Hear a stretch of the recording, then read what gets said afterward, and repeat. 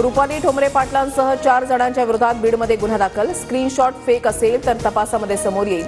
बीडमध्ये जाऊन अवघडांचा बुरखा कायदेशीररित्या फाडेल. रुपाली पाटलांची प्रतिक्रिया. वाल्मिक कराड खंडणीखोर. कराड धनंजय मुंडेंच्या जवळचा असल्याचं पंकजा मुंडेंनीही सांगितलं. संजय गायकवाड यांचं वक्तव्य.